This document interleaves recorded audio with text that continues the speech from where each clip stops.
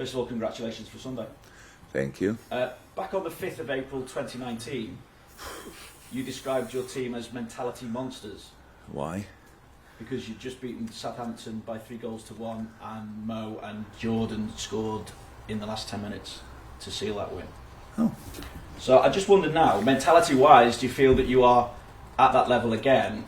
And if so, what chance does that give you to complete a quadruple? Wow, good times when you were not here. Obviously, the question didn't get better in that time. So, when we look now back at the game against Chelsea, then I would say the mentality of both teams was on an incredible level. The tempo of the game was incredible. The way both teams tried to close the other team down for 120 minutes. Try to play football yourself, which is difficult when the opponent is defending like both teams defended. It showed that there's no doubt about any kind of mentality, but not only us, Chelsea as well. That we then won the penalty shootout 11-10 shows you as well, both teams, that the concentration level of the whole game was insane for both teams, really. Like goalkeepers, let me say, Queef's last save from Lukaku. This little roll that looks like a roller, when you see it back, you think, oh my God, that must be a goal or whatever, and Queef saves the ball with the foot. The concentration, I mean, that's how the penalty shootout was as well. So yes, that's very good and very important. Will we have that for the rest of the season? I don't know, but we will try. But that has the quadruple, this wonderful story. No team yet in the history of England, of British football, right, won ever the quadruple, right?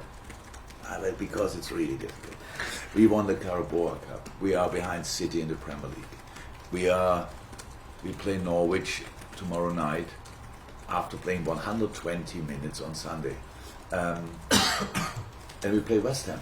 And the fun part of your job is obviously that you count the points before we play the games, but we have to play them still. So it's not that we even are close to think about any crazy stuff like that. We just want to try to make sure that the boys are fit enough to face Norwich in a proper way. Is it a compliment, though, that people talk about you having the potential to have that kind of success this season? That they think we have the chance to do so, you could see it as a compliment, but I don't need these kind of compliments, to be honest, because it doesn't feel like that. It's not that we think, oh, we are close to win a quadruple. We are close to nothing in the moment. We are just still now in 3 competitions. That's all we are, like some other teams as well. So, no, it's better that people think we can do good things than they think we are useless. But it's not very important or even helpful, because, as I said, we face a lot of really good football teams between now and the end of May.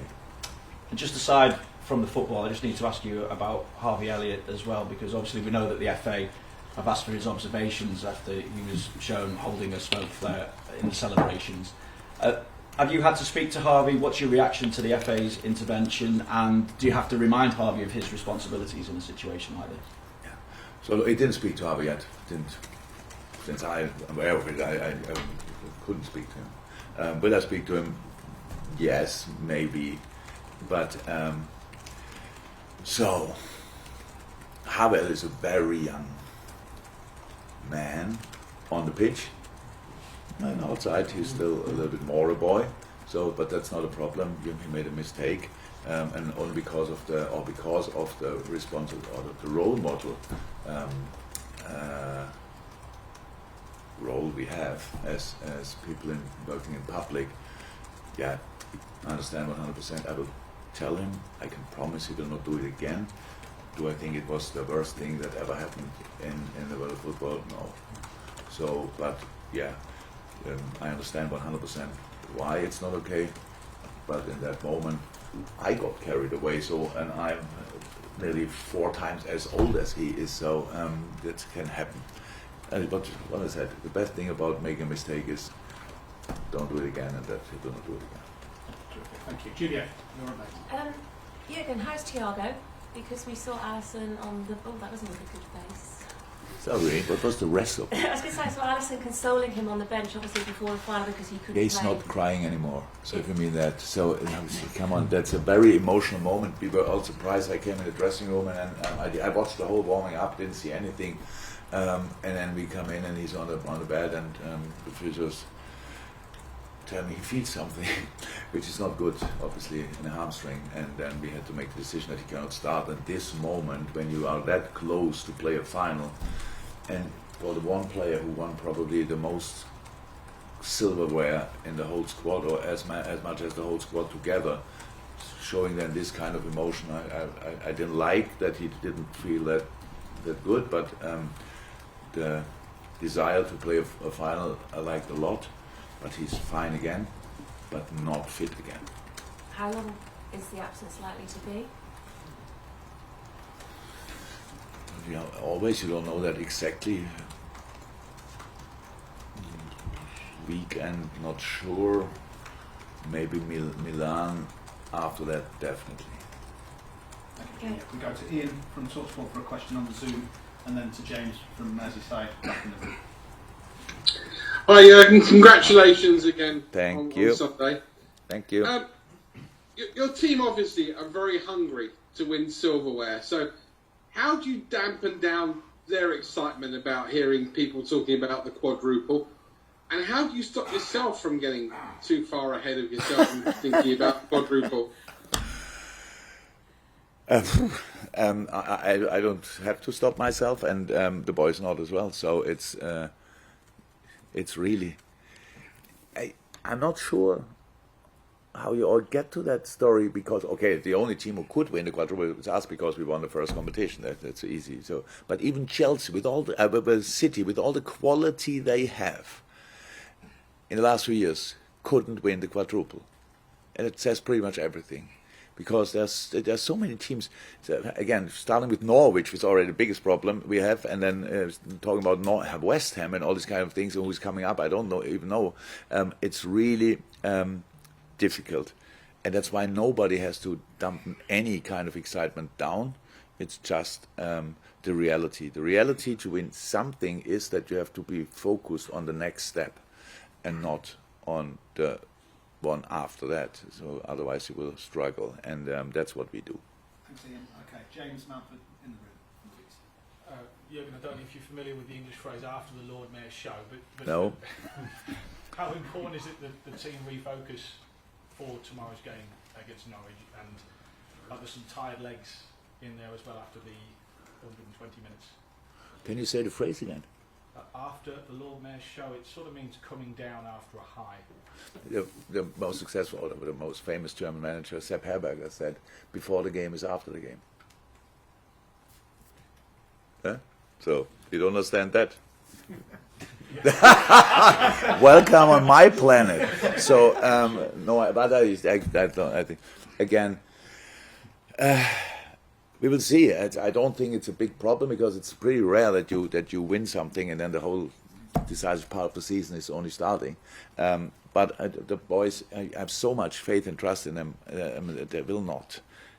There's no problem with focusing on them. It's easy. Everybody told us already there's one competition we didn't win, it's the FA Cup. Oh, thank God we play FA Cup tomorrow night. The only problem is we play a Premier League team which has some issues. I heard that already injury-wise, but they cannot make a lot of changes. So they will play a side we faced already and had some problems. We have to make changes because we played 120 minutes. So we will see who will do that better. No game is decided before it. But my really smallest problem at the moment is to think that they could fly now. It will not work anymore. So like from mentality monsters to, I'm not sure exactly what the other thing is. In a minute, it's not bad. So I'm confident that we take the game very serious, and I'm very looking forward to the atmosphere that people will create, because there was an incredible atmosphere at Wembley, I have to say. But obviously, I think not everybody who's tomorrow night in the stadium was at Wembley as well. So if you want to celebrate the team, do it with a 95-minute, or if you need longer, hopefully not, the best atmosphere we can create. That would be really helpful. Carl Carl Markham, I think, and then there's one from Neil Jones, and then we'll go to the breakout. Yes, Carl. Just on the celebrations you had, did you have to put a limit on, say, right, we get to this point, then we've got to stop because we've got this week ahead of us? No, we just waited for the plane until we got in the bus. Everything was in time. The main problem we had was doping. So not that be word up, that be the doping control. Clarify that, yeah. So the doping control, because that took obviously the longest, which I was surprised. You only can have that much time for a doping control when your team is anti-alcoholic. Obviously the party was in the dressing room, and then we were all in the bus and we were still waiting for Queen. I think it was the last, if I'm right. So then we had loud music in the bus, no music in the plane, maybe some music in the cars, and then we were home at 12:30. Then you cannot sleep, or at least I can't, but we gave the boys the day off yesterday. Here we are again and train again, and the celebrations were not too much. I think Mo posted a picture of his recovery in the pool after he got back, I think, so that's how seriously he was taking it. In his pool? Yeah. We were not all there. no, So- but he did say it was recovery, he didn't say Yeah. he was celebrating in the pool. Yeah.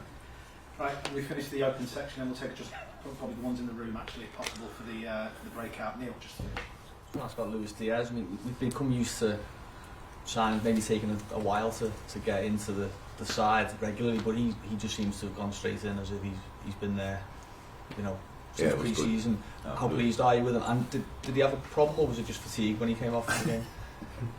Just fatigue, fatigued enough. He did really well. So we need this kind of quality, obviously, and Harvey said before we didn't confuse him too much with too many informations. He knows how we want to play, and he knows how he has to play, and he is doing really well. You are right, for a start, incredibly well.